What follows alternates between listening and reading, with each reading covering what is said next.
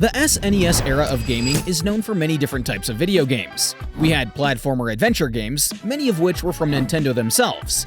We had tons of arcade ports of video games, which were quite accurate on the SNES when compared to its competitors at the time.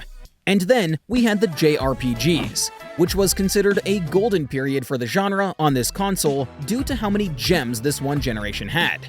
Games like Chrono Trigger, Final Fantasy VI, EarthBound, Secret of Mana, and Super Mario RPG all came out in the early 90s. All of these titles and more helped to define the RPG games that came out after them for decades. Which brings us to Chained Echoes and Sea of Stars, as both of them are indie RPGs that greatly take inspiration from SNES games. Since there's a lot of passion poured into these two projects, their development was quite public, and fans closely watched updates until the games finally came out. And both of them received great critical acclaim, as well as good sales. But as always, competition arose, and fans started to pick sides as to which game they considered better than the other. Now, I believe in playing nice and appreciating everything for what it is, but at the end of the day, I've got my own opinions too. Thus, today, we're going to dig into both of these games to see which one is a little better than the other, despite both of them being very good. Now, before the two games can face off against each other, we should take a look at their history to better understand where they come from. Chained Echoes is a turn-based RPG that took roughly 7 years to develop, and most of it is made by a single person, a German developer by the name of Matthias Linde. He grew up being a major fan of Japanese RPGs, and his favorite games include Secret of Mana, The Legend of Dragoon, Xenogears, Breath of Fire, Final Fantasy, and more, which ended up being an inspiration for Chained Echoes as well. He made sure not to copy those games, but instead just used some of their ideas to make a great RPG himself. Eventually, throughout development, more people joined the team, but it was for things like localization, music, art, and so on. The main development of the project was still helmed by Matthias. After a couple of years, there was a Kickstarter campaign too, which was very successful and ended up funding the game's completion. And finally, it was published via Deck 13 in 2022. Sea of Stars, on the other hand, was developed by Sabotage Studio, which has an entire team of people instead of just one person managing most things. The game is a turn-based RPG, and it takes place in the same universe as Sabotage Studio's previous game, The Messenger. So in that sense, there's a big feeling of expanded upon lore. The game was in development for roughly 4 years in total, and similar to Chained Echoes, it was also crowdfunded as a project on Kickstarter halfway through development. The studio's influences include games like Chrono Trigger, Super Mario RPG, Paper Mario, and so on. The idea was to make an ambitious project that felt like it had higher stakes, especially when compared to their previous video game. Now that we know the basics about both games and their development, let's take a look at the meat of the game, which is, of course, the gameplay. At their core, both Chained Echoes and Sea of Stars are pretty similar. Both games are turn-based RPGs. Both games have tons of side quests alongside the main ones. And both games have multiple endings based on how the player does certain things throughout the story. However, when you dig in deeper, the gameplay of both games does have a bunch of differences.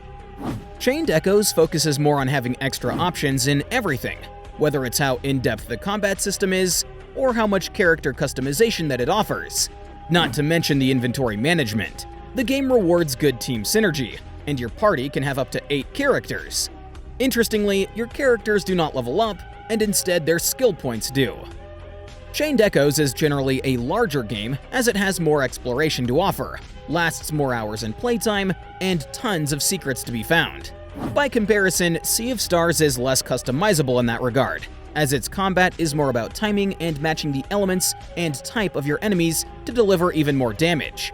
There's a bit of a stronger focus on solving puzzles as compared to Chained Echoes, and your max party size is 6 characters.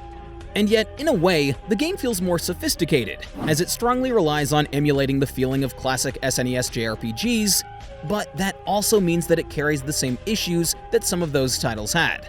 Besides mechanics customization, when it comes to variety, Chained Echoes has more monsters that you can fight too, so it doesn't feel that repetitive overall. But many players feel that Sea of Stars is a bit bland when it comes to having options, especially when compared to other games in the genre, and that it could have benefited from additional variety. But both games have very fun gameplay, and do a great job at capturing that special feeling that classic RPGs used to have. But Chained Echoes just has a lot more to offer for those who like having extra options. Now, admittedly, needing to micromanage your characters and inventory can be a bad thing for some players too. Those people might go on to enjoy Sea of Stars more as a result. But I think it's generally safe to say that the majority of players might prefer more options instead of less. Both games have phenomenal 16-bit graphics, with a pixel art style that instantly makes you feel nostalgic for classic SNES RPGs. However, when you look deeper into the graphics of both games, it's easy to see that Sea of Stars had a stronger focus on ensuring that the visual design of the game feels more attractive and gorgeous. It's neater, feels more magical, and is just nothing short of absolute eye candy. That being said, the world building of Chained Echoes does give its visual design a bit more personality at times, as the environments seem worn out and sometimes almost haunting due to the story-related things that have happened to its world. The grittier art design matches the game's atmosphere absolutely. However, there's just this feeling of an additional bit of polish in Sea of Stars visuals that I seem to prefer a bit more.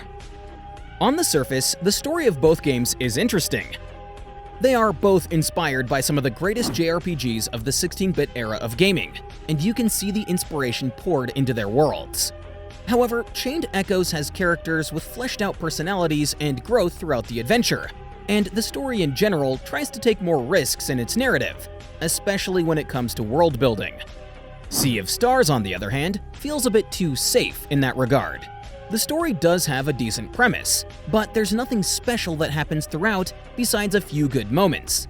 On top of that, the characters don't have too much of a personality and do not experience much growth either.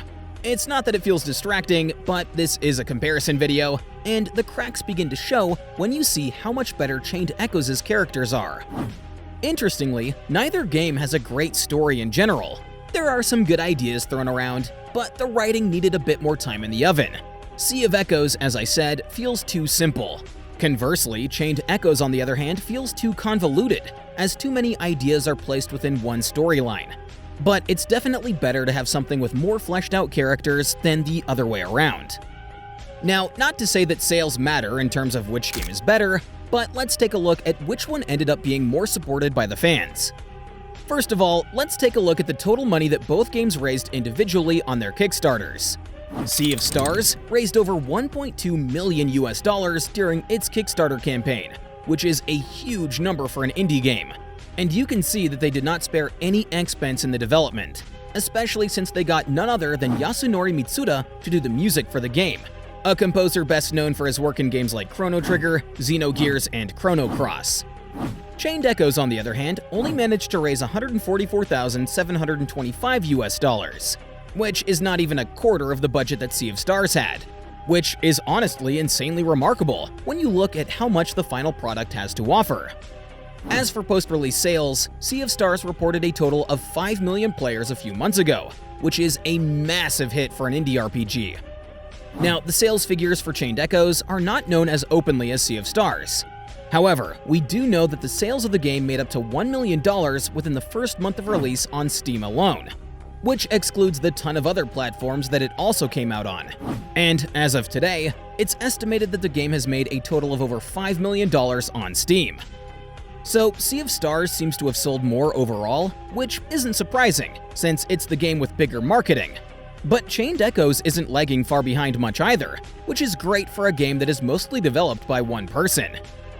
It's really tough to pick a winner between these two games, because they're both great RPGs that are nothing short of a nostalgia trip for anyone who used to play JRPGs back in the old days.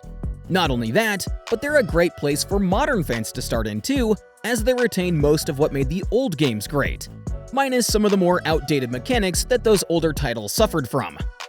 With all that being said, Sea of Stars falls a bit short when compared to Chained Echoes in terms of gameplay, customization, exploration, story, and characters, all of which are aspects that combine to make a great RPG.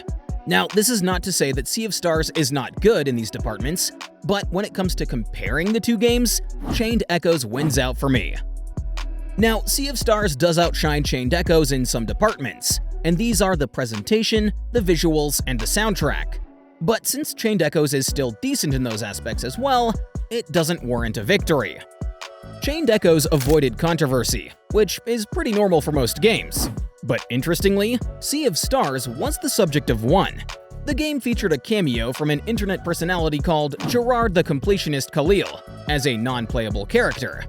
But due to allegations of charity fraud against him, the person was eventually removed from the game. It's not really something that anyone can foresee, so it's not really the developer's fault. And they did react quickly to removing the personality, so they managed to avoid any further controversy. When asked about the future of Chained Echoes, the developer Matthias revealed that their next project will take place in the same world, which is Eldrea. He said that he doesn't know if it'll be a sequel or a spin-off, or just another game set in the same universe. But it will be connected. In the meantime, there might be some more content just around the corner for the current game, alongside some quality of life changes. Sea of Stars, on the other hand, recently had a new 3-player co-op mode announced earlier this year, so fans are surely excited for that. Additionally, the developers revealed last year that they're working on DLC for the game, which will take the story even further. Not too much is known about the DLC at the time, but the developers did confirm that it's still in development some months ago. And if they're looking at player feedback, we can expect some story improvements for sure. Both games certainly seem to have an exciting future up ahead, and I'm excited to see how that goes. Chained Echoes is currently playable on PC, PlayStation 4, PlayStation 5, Nintendo Switch, Xbox One, Xbox Series X and S, macOS, and Linux. Sea of Stars is currently playable on PC, Nintendo Switch, PlayStation 4 and 5, Xbox One, and Xbox Series X and S. Regardless of what game won today in my subjective view, I'm sure that you'll enjoy both of them, as I had a great time with them, and they are both very entertaining RPGs.